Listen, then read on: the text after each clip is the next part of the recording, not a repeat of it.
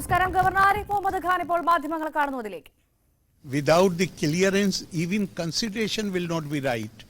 Without clearance from the Election Commission. This is what we have said. Thank you. Governor Arif Mohammad Khan മാധ്യമങ്ങളെ കാണുകയായിരുന്നു. തത്സമയമാണ് പ്രേക്ഷകർ കണ്ടത്. സകലമാന കേരളം തുടങ്ങുന്നു. ആദ്യം പ്രധാന വാർത്തകൾ. സംസ്ഥാനത്ത് ദുരിതം വിതച്ച അതിതീവ്ര മഴ. താഴ്ന്ന പ്രദേശങ്ങളെല്ലാം വെള്ളത്തിൽ, വിവിധയിടങ്ങളിൽ വെള്ളക്കെട്ടും മലവെള്ളപ്പാച്ചിലും.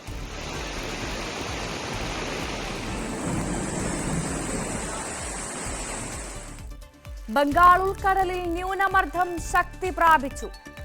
മഴ തുടരുമെന്ന് മുന്നറിയിപ്പ്. കാസർകോട് കാറൊടുക്ക സൊസൈറ്റി തട്ടിപ്പ്. എൻഡോസൾഫാൻ ദുരിതബാധിതരോടും കരുണയില്ല. 1 ലക്ഷം പിൻവലിക്കാനെത്തിയ ദുരിതബാധിതരെ 5000 രൂപ നൽകി മടക്കി അയച്ചു. തൃശൂർ കേച്ചേരിയിൽ വാഹനാപകടത്തിൽ 15 പേർക്ക് പരുക്ക്. അപകടം KSRTC ബസിന് പുറകിൽ സ്വകാര്യ ബസ് ഇടിച്ച് ലോറിയും ബസും കൂട്ടിയിടിച്ച താമരശ്ശേരി ചുരത്തിൽ ഗതാഗത കുരുക്ക്. കുതിരയോട്ടത്തിന്റെ ആവേശത്തേരിൽ മലപ്പുറം പൂക്കാട്ടിരി. മാറ്റുരച്ചത് 30-ലധികം കുതിരകൾ.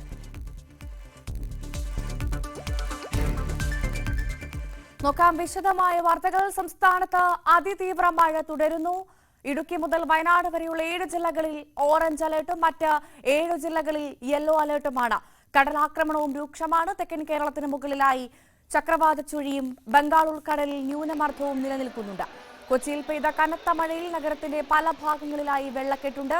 തിരുവനന്തപുരത്ത് രാത്രി തുടങ്ങിയ മഴയ്ക്ക് ശമനമില്ല. രാത്രി പെയ്ത മഴയിൽ കോഴിക്കോട് മെഡിക്കൽ കോളേജിൽ വെള്ളം കയറി.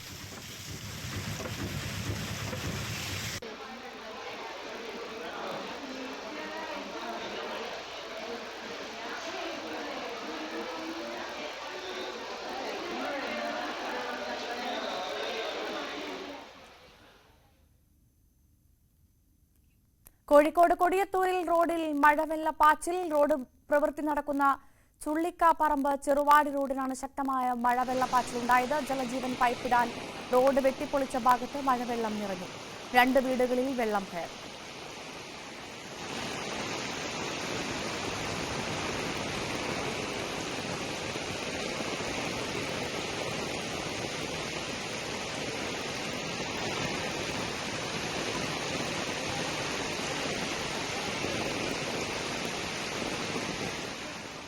കൊച്ചിയിൽ പെയ്ത കനത്ത മഴയിൽ KSRTC ബസ് സ്റ്റാൻഡ് വെള്ളത്തിൽ മുങ്ങി. ദീർഘദൂര യാത്രയ്ക്കായി എത്തിയവർ ദുരിതത്തിലായി.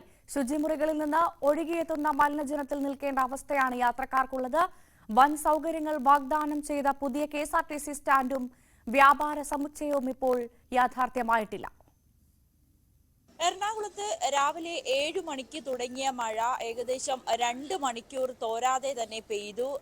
കൊച്ചിയിലെ പല ഇടറോഡുകളിലും വലിയ രീതിയിലുള്ള വെള്ളക്കെട്ടാണ് അനുഭവപ്പെട്ടത്. മറ്റ് അനിഷ്ട സംഭവങ്ങളൊന്നും റിപ്പോർട്ട് ചെയ്യാത്തത് വലിയൊരു ആശ്വാസം തന്നെയാണ്.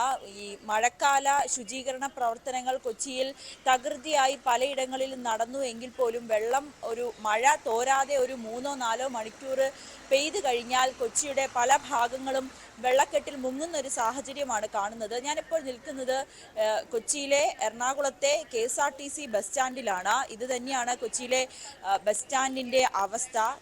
പതിവ് വ്യത്യസ്തമല്ല. എല്ലാ കാലത്തെയും പോലെ ഇത്തവണയും വെള്ളത്തിൽ മുങ്ങി നിൽക്കുകയാണ് KSRTC സ്റ്റാൻഡ്. യാത്രക്കാർക്ക് സ്റ്റാൻഡിനുള്ളിൽ നിൽക്കാൻ കഴിയാത്ത അത്ര വലിയൊരു അവസ്ഥയാണ്. വലിയ മലിനജലമാണ്. ഇവിടെ നിൽക്കുമ്പോൾ തന്നെ വലിയ ദുർഗന്ധമാണ് അനുഭവപ്പെടുന്നത്. അകത്തുള്ള ശുചിമുറിയിൽ നിന്നൊക്കെ ഉള്ള മാലിന്യങ്ങളും വേസ്റ്റുകളും എല്ലാം തന്നെ ഈ വെള്ളത്തിലൂടെ വന്ന് നിൽക്കുകയാണ്. നമുക്ക് ഈ കാണാം, ഇതിൻ്റെ ഉള്ളിലെ കടകളിലുള്ള ആളുകളൊക്കെ വലിയ ദുരന്തത്തിൽ തന്നെയാണ് നിൽക്കുന്നത്. ചേച്ചി, ഭയങ്കര ബുദ്ധിമുട്ടാണല്ലോ. ഈ വെയിറ്റ് റൂമിലൊക്കെ നിറച്ച് വെള്ളമായിരുന്നു. പിന്നെ നടക്കാനും പറ്റാത്ത അവസ്ഥയുടെ പിന്നെ ഇത് കാണുന്ന കാഴ്ച, വെള്ളപ്പൊക്കം കയറിയിട്ട് എന്താണ് ഒരു വിധത്തിലും പറ്റണില്ല. ആ മുത്തേ, അത് തന്നെയാണ് അവസ്ഥ. ഈ യാത്രക്കാർ ദൂരത്തൊക്കെ യാത്ര ചെയ്യുന്നവർ കാത്തു നിൽക്കുന്നത് ഇവിടെയാണ്.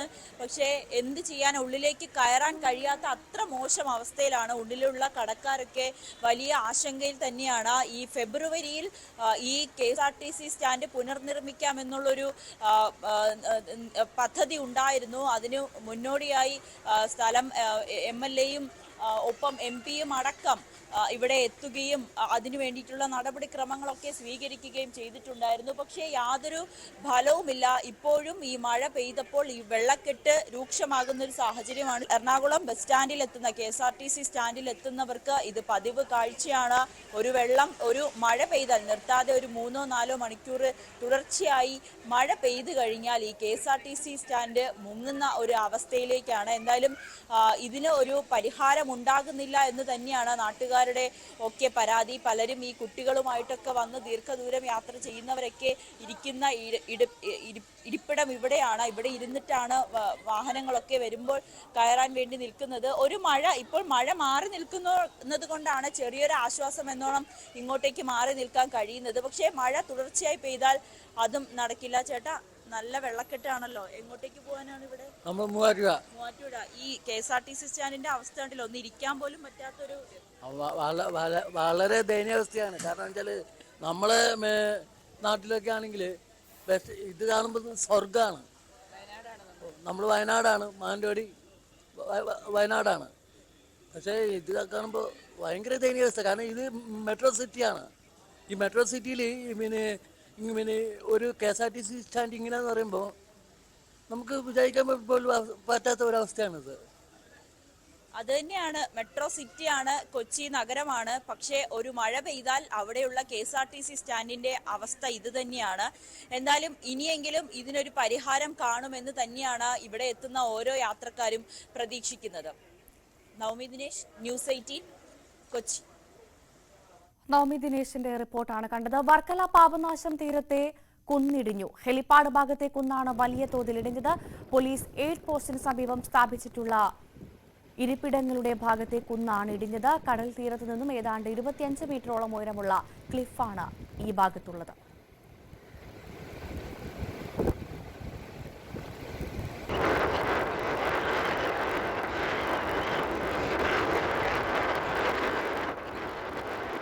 കൊല്ലം കൊട്ടാരക്കരയിൽ തെങ്ങ് വീണ് വീട് തകർന്നു. കിഴക്കേ കല്ലട സ്വദേശി ഷാജിയുടെ ഓടുപാകിയ വീടാണ് തകർന്നത്. കിടപ്പുമുറിയും അടുക്കളയും പൂർണ്ണമായും തകർന്നു. ഷാജിയും കുടുംബവും ഓടി മാറിയതിനാൽ വൻ ദുരന്തമൊഴിവായി. ഒരു സൗണ്ട് കേട്ട് എന്തോ നോക്കാനായിട്ട് എത്തി നോക്കിയപ്പം തെങ്ങിങ്ങനെ ചാഞ്ഞു വരുന്നതാണ് കണ്ടത്. ഞാൻ അയ്യോ എന്ന് വിളിച്ച് അകത്തോട്ട് ഓടി. അങ്ങനെ വൈഫും അകത്തുണ്ടായിരുന്നു. ഞാൻ ആദ്യം അവളെ വിളിക്കുന്നത്, മാറടി എന്ന് പറഞ്ഞു. അങ്ങനെ എന്തോ സംഭവിക്കുന്ന അറിയാതെ എല്ലാ ഇടിപിടിയെന്നായിരുന്നു സംഭവിച്ചത്. പിന്നെ നമുക്ക് വിശ്വസിച്ചിട്ട് കാര്യമില്ല. എല്ലാം സംഭവിച്ച് വീടിൻ്റെ എല്ലാ അപേക്ഷ കൊടുത്തിട്ടുണ്ട്. ഇതുവരെ ആരും നമുക്കൊന്നും തിരിഞ്ഞു പോലും നോക്കിയിട്ടില്ല. പഞ്ചായത്ത് നോക്കിയിട്ടില്ല, മെമ്പർമാരും ആരും തിരിഞ്ഞു പോലും നോക്കിയിട്ടില്ല. ഇടുക്കിയിൽ വിവിധ മേഖലകളിൽ മഴ തുടരുകയാണ്. തൊടുപുഴയിൽ മഴ ഇപ്പോഴും പെയ്യുന്നുണ്ട്. മലങ്കര ഡാമിന്റെ 4 ഷട്ടറുകൾ ഉയർത്തി. തൊടുപുഴ, മൂവാറ്റുപുഴ ആറുകളുടെ തീരത്തുള്ളവർക്ക് ജാഗ്രതാ നിർദ്ദേശവും നൽകിയിട്ടുണ്ട്.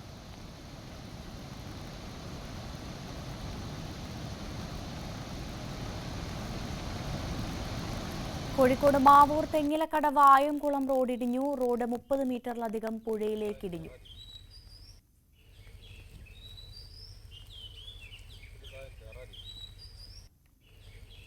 തൃശൂരിൽ വിവിധ സ്ഥലങ്ങളിൽ വെള്ളം കയറി. അശ്വിനി, ഗുരുവായൂർ, പാട്ടുരായ്ക്കൽ, പൂങ്കുന്നം, പാവറട്ടി, ചാവക്കാട് തുടങ്ങിയിടങ്ങളിലാണ് വെള്ളം കയറിയത്. ഗുരുവായൂർ ക്ഷേത്രത്തിന്റെ നടപ്പന്തലിലും വെള്ളം കയറി. വെള്ളക്കെട്ടും രൂക്ഷമാണ്. കടൽ രൂക്ഷമാകാനുള്ള സാധ്യത കണക്കിലെടുത്ത് തീരദേശവാസികൾക്ക് തൃശൂരിൽ മുന്നറിയിപ്പും നൽകിയിട്ടുണ്ട്.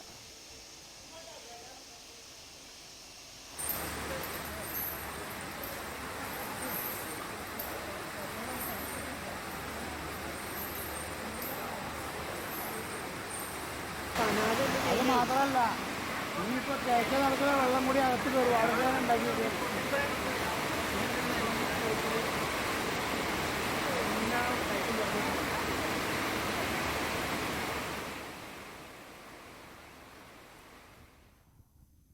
കാഞ്ഞങ്ങാട് കാസർഗോഡ് സംസ്ഥാന പാതയിൽ സെന്റർ ചിത്താരിയിൽ ടാങ്കർ ലോറിയിൽ നിന്നും വാതക ചോർച്ച.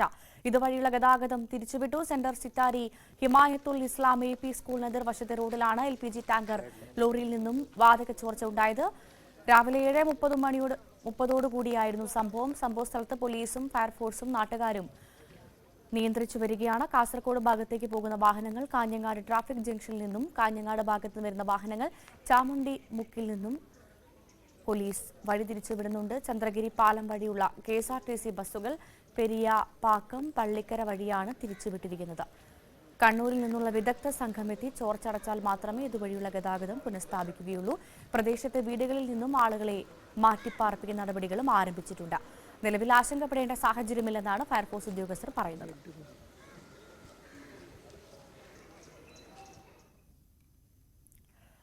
തൃശൂർ കേച്ചേരിയിൽ KSRTC ബസിന് പുറകിൽ സ്വകാര്യ ബസ് ഇടിച്ച് അപകടം. 15 പേർക്ക് പരിക്ക്. രാവിലെ 9-നായിരുന്നു അപകടം. പരിക്കേറ്റവരെ കുന്നംകുളത്തെ സ്വകാര്യ ആശുപത്രിയിൽ പ്രവേശിപ്പിച്ചു.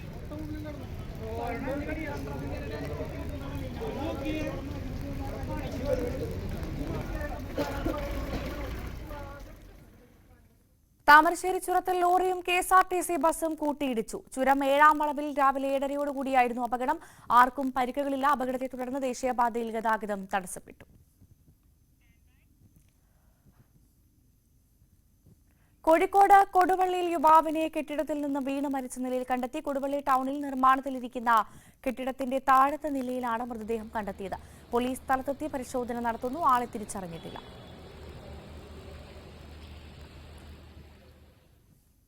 ആലപ്പുഴ വള്ളിക്കുന്നത്തെ വട്ടേക്കാട് ദേവീക്ഷേത്രത്തിലെ തകർച്ചയിലായ നൂറ്റാണ്ടുകൾ പഴക്കമുള്ള കളിത്തട്ടുകൾ പുനർനിർമ്മിക്കാൻ തിരുവിതാംകൂർ ദേവസ്വം ബോർഡ്. കളിത്തട്ടുകൾ പുനർനിർമ്മിച്ച് സംരക്ഷിക്കുമെന്ന് ക്ഷേത്ര ഭരണസമിതിക്ക് ബോർഡ് അംഗം അഡ്വക്കേറ്റ് അജികുമാർ ഉറപ്പു നൽകി. വള്ളികുന്നം വട്ടേക്കാട് ദേവീക്ഷേത്രത്തിലെ 500 വർഷത്തിലധികം പഴക്കമുള്ള കളിത്തട്ടുകളാണ് തകർച്ചയിലായത്. കളിത്തട്ടുകളിലെ കൊത്തുപണികളും നാശത്തിലേക്ക് നീങ്ങുകയാണ്. പല ഭാഗങ്ങളിലും ഇവ ദ്രവിച്ച് ഇളകിപ്പോയി. രാജഭരണകാലത്ത് മാവേലിക്കരയിൽ നിന്ന് കൊല്ലം ജില്ലയിലെ തഴവയിലേക്കുള്ള രാജപാതയായിരുന്നു ക്ഷേത്രത്തിന് മുൻവശത്തുകൂടിയുള്ള ഈ റോഡ്. ഈ റോഡിനരികിലാണ് കളിത്തട്ടുകളുള്ളത്. തിരുവിതാംകൂർ ദേവസ്വം ബോർഡ് അംഗം അഡ്വക്കേറ്റ് അജികുമാർ കഴിഞ്ഞ ദിവസം ക്ഷേത്രം സന്ദർശിച്ചു. കളിത്തട്ടുകൾ പുനർനിർമ്മിച്ച് സംരക്ഷിക്കുമെന്ന് ഉറപ്പു നൽകി. ഒരുപാട് ഗതകാല പ്രൗഢികൾ പേർന്നതാണ് ഈ കളത്തട്ട്. ഒട്ടേറെ സർഗാത്മകമായിട്ടുള്ള ചർച്ചകൾക്ക്, സംവാദങ്ങൾക്ക്, ആശയവിനിമയങ്ങൾക്ക് വേദിയായിട്ടുള്ള ഒരു കളത്തട്ടാണ് ഇവിടെയുള്ള 2 കളത്തട്ടുകളും. അത് സംരക്ഷിക്കുക എന്നുള്ളത് ഓണാട്ടുകരയുടെ ഓരോരുത്തരുടെയും അതുപോലെ തിരുവിതാംകൂർ ദേവസ്വം ബോർഡിൻ്റെയും പ്രഥമമായിട്ടുള്ള കടമകൾ ഒന്നാണ് എന്ന് ഞങ്ങൾ മനസ്സിലാക്കുന്നു. അതുകൊണ്ട് ദേവസ്വം ബോർഡിൻ്റെയും ഇവിടുത്തെ ഭക്തരുടെയും സഹായത്തോടു കൂടി അടിയന്തരമായി ഈ 2 കളത്തട്ടുകളും, ഒരുപാട് ചരിത്രം പേറുന്ന ഈ 2 കളത്തട്ടുകളും സംരക്ഷിക്കാൻ ആവശ്യമായിട്ടുള്ള നടപടികൾ സ്വീകരിക്കും. പുനർനിർമ്മാണത്തിനാവശ്യമായ എസ്റ്റിമേറ്റ് തയ്യാറാക്കാൻ ഉദ്യോഗസ്ഥർക്ക് നിർദ്ദേശം നൽകി. ക്ഷേത്രത്തിലെ അഡ്ഹോക് കമ്മിറ്റി ഭാരവാഹികളായ R. ഷാജി, N. ആനന്ദൻ, ബിനുകുമാർ, രാധാകൃഷ്ണൻ എന്നിവർ ബോർഡ് അംഗങ്ങളോട് കാര്യങ്ങൾ വിശദീകരിച്ചു. കളിത്തട്ടിന്റെ മേൽക്കൂര കഴിഞ്ഞ വർഷം തകർന്നു വീണിരുന്നു. ന്യൂസ് 18 വള്ളികുന്നം. ഉന്നത വിദ്യാഭ്യാസ രംഗത്തെ പ്രമുഖ സർവകലാശാലയായ JNU കേരളത്തിൽ കോഴ്സുകൾ ആരംഭിക്കുന്നു. Kozhikode Mahatma Gandhi college of mass കമ്മ്യൂണിക്കേഷനാണ് JNU കോഴ്സുകൾ ആരംഭിച്ചത്. PG ഡിപ്ലോമ ഇൻ ജേർണലിസം എന്ന JNU കോഴ്സിലേക്കുള്ള പ്രവേശന നടപടികൾ ഉടൻ ആരംഭിക്കും.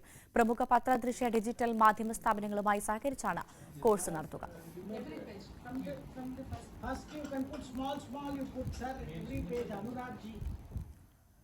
തിരിച്ചെത്താൻ വളരെ വേഗം ഇടവേളയ്ക്ക് ശേഷം.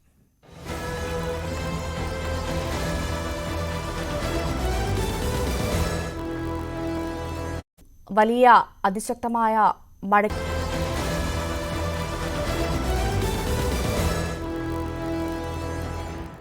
ഇപ്പോൾ കരമന അഖിൽ കൊലപാതകത്തിൽ പ്രതികളെ തെളിവെടുപ്പിനായി കൊണ്ടുവന്നിരിക്കുകയാണ്. അതിന്റെ ദൃശ്യങ്ങളാണ് പ്രേക്ഷകർ കാണുന്നത്. വിനോദ് വാർത്താ വിശദാംശങ്ങളുമായി ചേരും. വിനോദ്, തെളിവെടുപ്പ് പുരോഗമിക്കുകയാണല്ലേ? അപർണ, ഇപ്പോൾ കരമന അഖിൽ വധക്കേസിലെ പ്രതികളുമായി സംഭവ സ്ഥലത്ത് കൊലപാതകം നടന്ന സ്ഥലത്ത് തെളിവെടുപ്പ് പുരോഗമിക്കുകയാണ്. വലിയ പോലീസ് സന്നാഹമാണ്.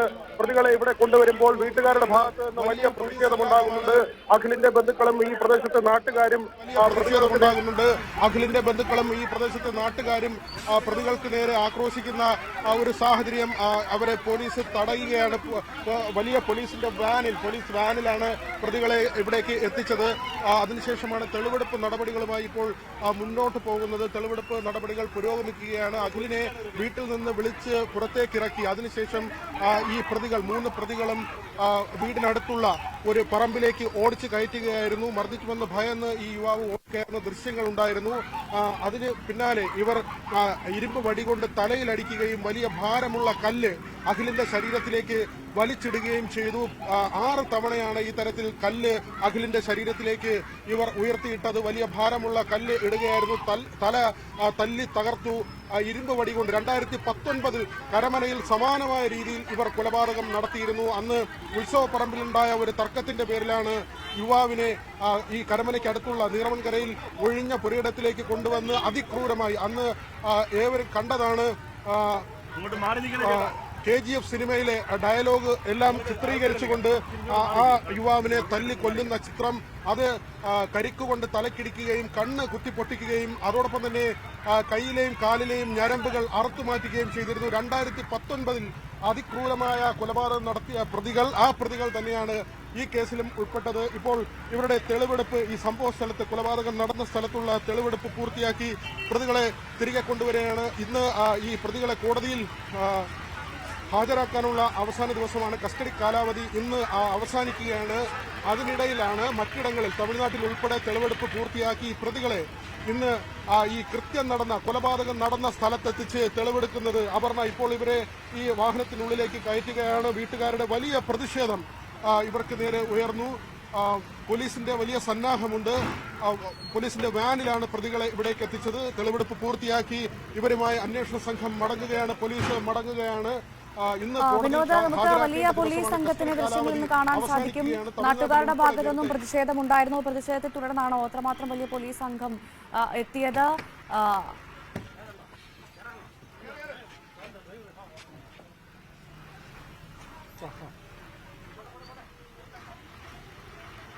ഭവ്യ, ഇപ്പോൾ തെളിവെടുപ്പ് പൂർത്തിയാക്കിയിട്ടുണ്ട്.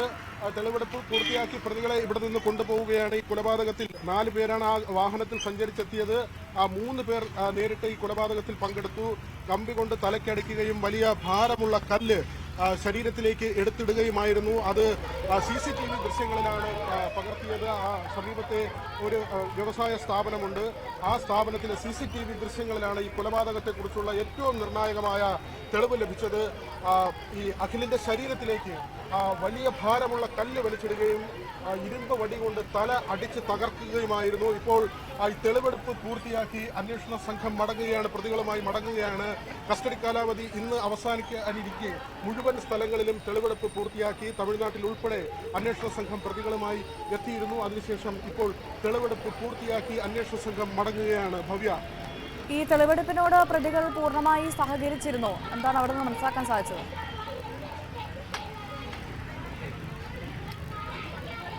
തെളിവെടുപ്പ് കൊലപാതകം നടത്തിയ സ്ഥലം ഉൾപ്പെടെ പ്രതികൾ കാണിച്ചു. ഏത് തരത്തിലാണ് കൊല നടത്തിയത് തുടങ്ങിയ വിവരങ്ങൾ എല്ലാം തന്നെ വിശദീകരിച്ചു.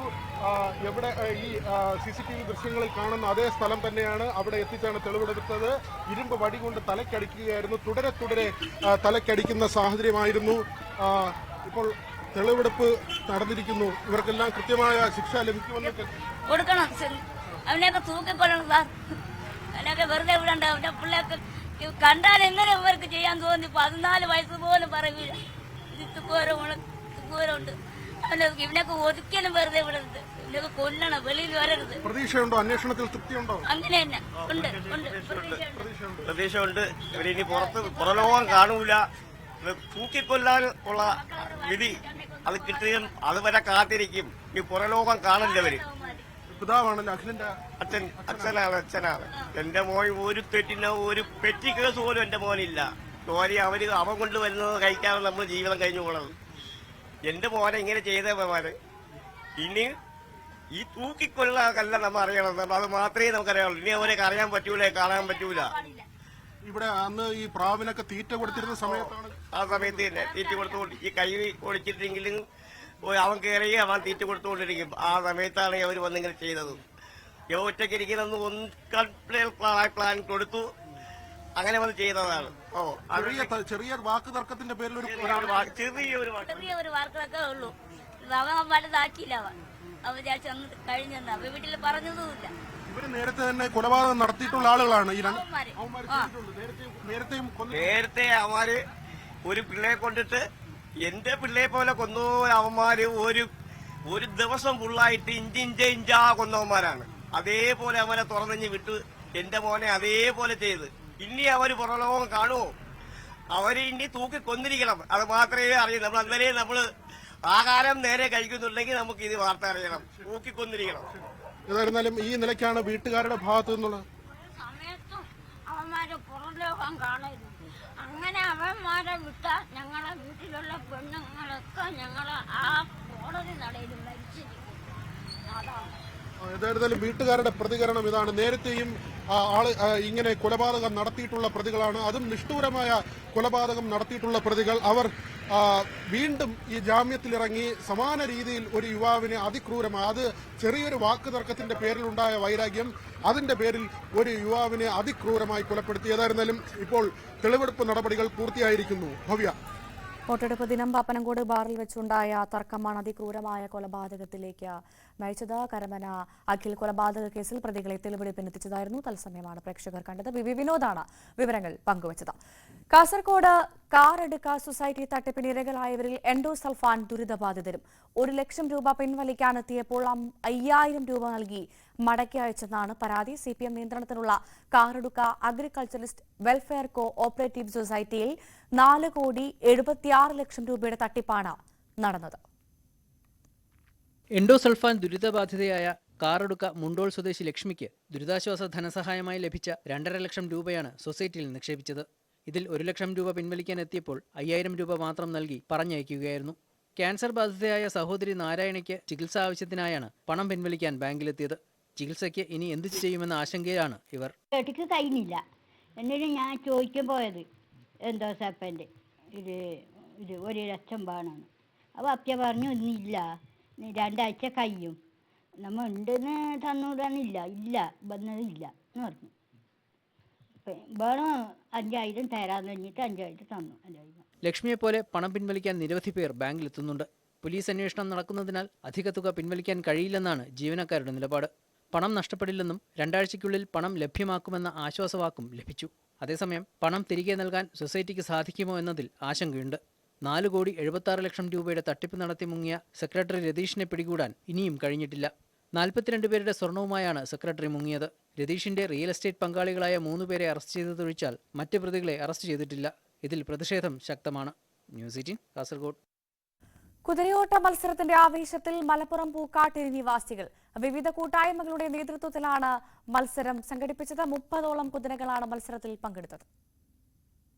ആഴ്ചകളോളം നീണ്ട പരിശ്രമത്തിനൊടുവിലാണ് പൂക്കാട്ടിരിയിൽ ക്ലബ്ബുകളുടെയും വിവിധ കൂട്ടായ്മകളുടെയും നേതൃത്വത്തിൽ കുതിരയോട്ട മത്സരം സംഘടിപ്പിച്ചത്. ആദ്യമായി കുതിരയോട്ടം കണ്ട ആവേശത്തിലായിരുന്നു കാണികളിലെ മിക്കവരും. കേരളത്തിനകത്തും പുറത്തുനിന്നുമായി എത്തിച്ച കുതിരകൾ മത്സരത്തിൽ പങ്കെടുത്തു.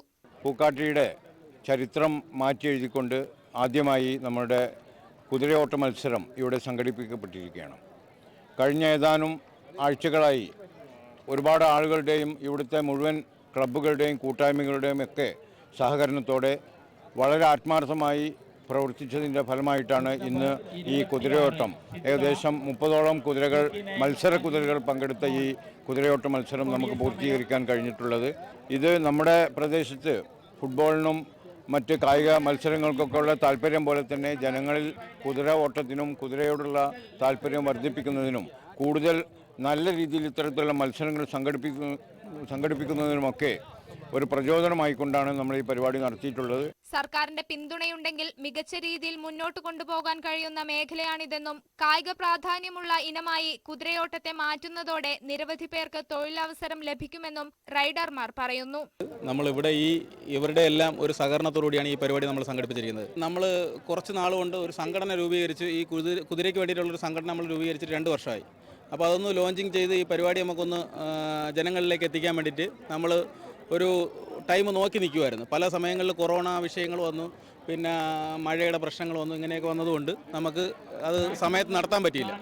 അപ്പോൾ ഇപ്പോൾ നമ്മൾ ഇവരുമായിട്ടൊന്ന് ഏകോപിച്ചുകൊണ്ട് കുറച്ച് ക്ലബ്ബുകളുമായിട്ട് സഹകരിച്ചുകൊണ്ടും ഈ പരിപാടി നമ്മളിവിടെ സംഘടിപ്പിച്ചാണ്. പക്ഷേ ഇതിനേക്കാൾ നല്ല രീതിയിൽ ഈ പരിപാടി നമുക്ക് അവതരിപ്പിക്കാൻ പറ്റും. പക്ഷേ ഗവൺമെൻറ്റിൻ്റെയോ സർക്കാരിൻ്റെയോ ഒരുവിധ സപ്പോർട്ടും നമുക്ക് കിട്ടുന്നില്ല. അങ്ങനെ എന്തെങ്കിലും ഒരു സപ്പോർട്ട് ഉണ്ടായിരുന്നെങ്കിൽ ഇത് നല്ല രീതിയിൽ നമുക്ക് ഈ പരിപാടി അവതരിപ്പിക്കാൻ പറ്റിയേനെ. മറ്റ് സംസ്ഥാനങ്ങളിലെല്ലാം ഏറ്റവും നല്ല രീതിയിൽ അവതരിപ്പിക്കുന്ന ഒരു പരിപാടിയാണ് ഈ കുതിര ഓട്ടവും കുതിര മത്സരവും ഒക്കെ എന്ന് പറഞ്ഞു കഴിഞ്ഞാൽ. മറ്റ് രാജ്യങ്ങളിലെ തന്നെ ഏറ്റവും വലിയൊരു മത്സരമാണിത്, ഏറ്റവും വലിയ പ്രൈസ് മണിയുള്ള മത്സരമാണ്. പക്ഷേ നമ്മുടെ നാട്ടിൽ അതിന് വേണമെന്നുള്ളൊരു സപ്പോർട്ടോ ഒരു കുതിരയ്ക്ക് ഇൻഷുറൻസോ ഇങ്ങനെയുള്ള ഒരു സംവിധാനങ്ങളും നമുക്കിവിടെ കിട്ടുന്നില്ല. മെഡിസിൻസ് ഇല്ല, നമുക്ക് പിന്നെ ഡോക്ടേഴ്സ് കറക്റ്റ് അവൈലബിൾ അല്ല, ട്രീറ്റ്മെൻറ്റുകൾ അവൈലബിൾ അല്ല, പിന്നെ ഫുഡുകൾ കുതിരയ്ക്കുള്ള ഫുഡുകൾ അവൈലബിൾ അല്ല. ഇതൊക്കെ നമുക്കിവിടെ എത്തിക്കാമെങ്കിൽ ഇത് ഇവിടെ വലിയൊരു മേഖലയായിട്ട് മാറാൻ ചാൻസ് ഉണ്ട്. കായികക്ഷമത, വൈദഗ്ധ്യം, ഏകാഗ്രത എന്നിവ കുതിരയ്ക്കും റൈഡർക്കും ഒരുപോലെ ആവശ്യമാണ് കുതിരയോട്ടത്തിൽ. നിരവധി പേരാണ് കുതിരയോട്ടം കാണാനെത്തിയത്. ന്യൂസ് 18 മലപ്പുറം. സ്വർണ്ണവെള്ളി നിരക്കുകൾ. കവിത ഗോൾഡ് ആൻഡ് ഡയമണ്ട്സ് ഇന്നത്തെ സ്വർണം വെള്ളി നിരക്കുകൾ നിങ്ങൾക്കായി സമർപ്പിക്കുന്നത്. വലിയ സ്വപ്നങ്ങൾ, വലിയ സന്തോഷങ്ങൾ, വലിയ collection. Kavitha gold and diamonds. സ്വർണം 22 ക്യാരറ്റ് ഗ്രാമിന് 6720, പവൻ 53,760. സ്വർണം 18 ക്യാരറ്റ് ഗ്രാമിന് 5600, പവന് 44,700. വെള്ളി ഗ്രാമിന് 97 കിലോയ്ക്ക് 97,000. കവിത ഗോൾഡ് ആൻഡ് ഡയമണ്ട്സ് ഇന്നത്തെ സ്വർണം വെള്ളി നിരക്കുകൾ നിങ്ങൾക്കായി സമർപ്പിക്കുന്നത്. വലിയ സ്വപ്നങ്ങൾ, വലിയ സന്തോഷങ്ങൾ, വലിയ collection. Kavitha gold and diamonds. സകലമാന കേരളം പൂർണ്ണമാകുന്നു. നമസ്കാരം.